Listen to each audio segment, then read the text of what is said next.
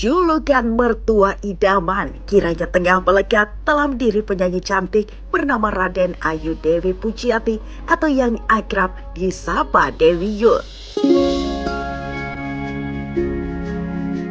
Ya, alih-alih bermusuhan ataupun saling cemburu, Dewi Yull dan sang menantu Merdianti Octavia justru terlihat akrab layaknya ibu dan anak kandung. Seperti terlihat dalam salah satu momen, wanita kelahiran 10 Mei 1961 ini terlihat tengah memijat Merdi yang dalam kondisi sakit. Sontak saja, perilaku wanita asal Cirebon, Jawa Barat ini menuai banyak sorotan dan decak kagum dari para netizen. Bahkan tak sedikit warganet yang iri akan keberuntungan Merdi. Saya suka ditanya, oh jangan-jangan karena anaknya pintar cari uang, anaknya cantik. Wah salah banget. Kan saya juga nggak paham kenapa ada orang nggak bisa sayang sama mantunya, saya nggak paham gitu. Itu sebenarnya cara pola pikir sih. Bagaimana mensyukuri, ya Allah aku terima kasih dikasih mantu, tugasku berkurang. Semoga belayan kasihku, lembutkan hatimu, kau harus megah. Oh iya dong, normal dong itu sama anak aja kita bisa berdebat gitu kan. Dan aku menghargai perbedaan pendapat itu.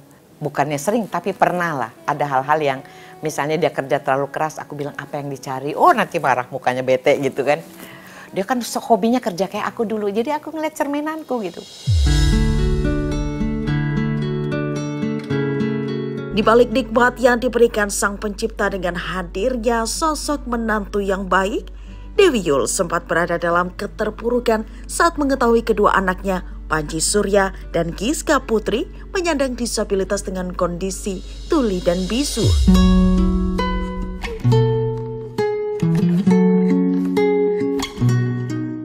Hingga di mana dunia pun seakan runtuh saat ia mengetahui sang putri Giska telah berpulang di usia 28 tahun.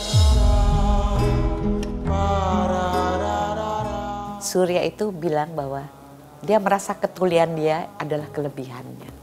Dan itu yang membuat saya bahagia, dan memang dari kecil saya selalu menerapkan kepada anak-anak bahwa kita itu manusia yang sudah Allah sempurnakan. Ada yang kelihatan, ada yang tidak. Kamu salah satu yang Allah pilih untuk tidak kelihatan sempurnanya. Karena Allah simpan kesempurnaanmu di surga. Mimpikah diriku? Sahabat cantik, jika menelisik ke belakang, Dewi Yull merupakan seorang penyanyi yang populer pada zamannya. Ya, berawal dari hobi yang ditekuninya di dunia tarik suara, tanpa disadari, Dewi Yull telah membuka jalan pada arah kesuksesan. Dan seakan tak ingin menyia-nyiakan kesempatan, pelantun lagu Kau Bukan Dirimu ini pun kembali melebarkan sayapnya untuk terjun ke dunia seni peran. Bu, Madi bilang cinta pada gadis. Mati? Dia tanya bagaimana gadis. Nah, gadis mesti jawab bagaimana, Bu? Lah gadis siapa bagaimana? Nggak tahu, Bu. Apa tuh itu cinta? Ya, lebih dari 4 dekade ia mampu menjaga eksistensinya. Saya mulai nyanyi umur 5 tahun, kemudian 9 tahun saya jadi juara pop singer se-Jawa Barat. Semua berjalan bukan mau saya, tapi digerakkan ibu saya yang terus support gitu. Pada saat itu ibu saya memberanikan diri datang ke Eyang Titik Puspa. Karena suaminya Eyang Titik Puspa kebetulan asal Cirebon. Jadi saya dibawa ke sana jadi artis Papiko mulai umur 11 tahun kalau nggak salah. Umur 12 tahun diajak main film Bawang Putih Bawang Merah. Saya diajak ke Solo, syuting di sana 2 minggu.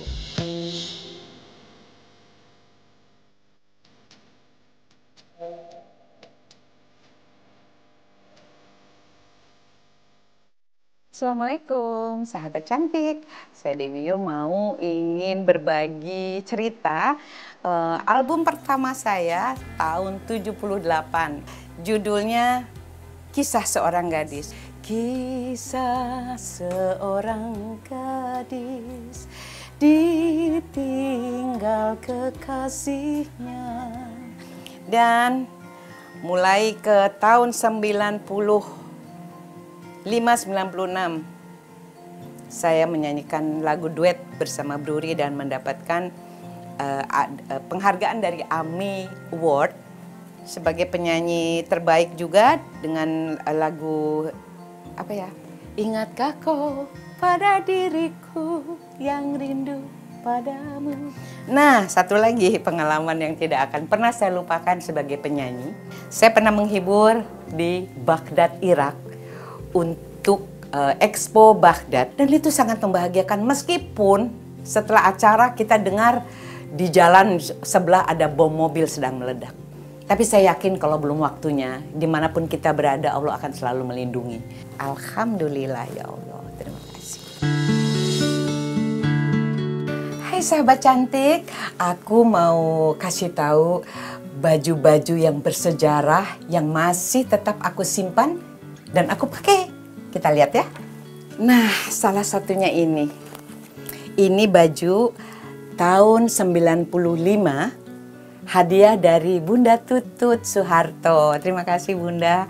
Aku dikasih hadiah baju ini untuk penampilanku keliling Amerika dan Eropa tahun 95 yang terbawa untuk misi kebudayaan Faces of Indonesia. Baju yang tetap saya pakai. Saya punya 2 baju. Tada! Ini tetap saya simpan dan saya rawat dengan baik. Alhamdulillah. Terbilang sukses menjadi seorang publik figur, sepertinya tak menjamin perjalanan cinta Dewi Yull berjalan mulus. Diketahui, ia pernah gagal dalam membangun biduk rumah tangga bersama sang mantan suami, Reysa Hetapi. Ya, pernikahan yang berjalan 23 tahun ini nyatanya harus berakhir di meja hijau pada 2004 silam. Pasca menyandang status sebagai single parent, nampaknya membuat kehidupan Dewi Yull terasa hampa. Oleh karena itu, seakan ingin kembali membuka lembaran baru kisah cintanya, Dewi Yull akhirnya mengakhiri status jandanya dan menjalani biduk rumah tangga kembali dengan rekan kerjanya Sri Katon pada tahun 2008. Suami itu adalah teman hidup. Makanya saya di usia gini saya bilang, udah kita nggak usah gampang marah-marah, kita nanti tinggal berduaan aja loh. Sampean sakit, aku yang mijetin, aku sakit, aku diurusin gitu. Jadi jaga-jaga aja, kita saling menjaga. Jadi waktu kita menikah juga kan bukan umur muda ya. Jadi dibilang, kenapa nggak kasih kabar? Kamu saudara saya harus kasih kabar. Keluarga saya ada ribuan juga udah tahu. Masa 200 juta rakyat harus saya kasih tahu? Kami bukan bujang gadis lagi.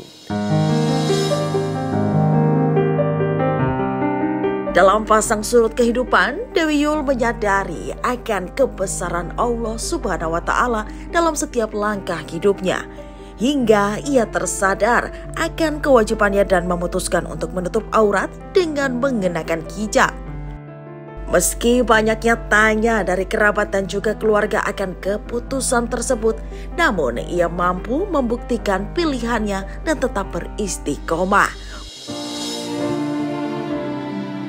Saya itu dikasih mimpi almarhumah ibu saya pada satu malam. Dan itu mimpinya 3 hari berturut-turut. Saya ingat betul pulang dari show di Palembang. Di pesawat itu siang.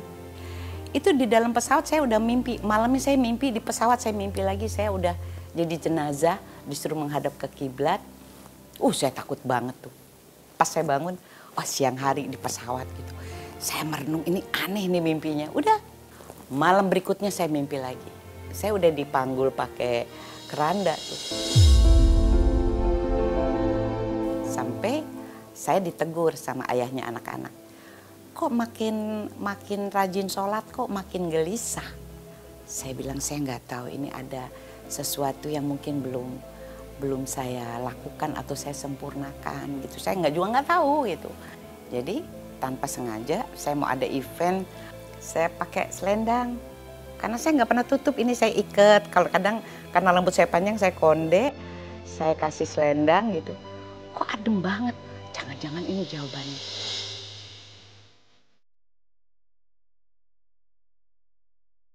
Sahabat cantik, meski sempat tertampar akan banyaknya ujian yang ia terima, namun Dewi Yul akhirnya mampu melewatinya dengan penuh keikhlasan. Semoga dengan apa yang sudah dijalaninya senantiasa selalu diberikan kebahagiaan. Amin ya robbal alamin.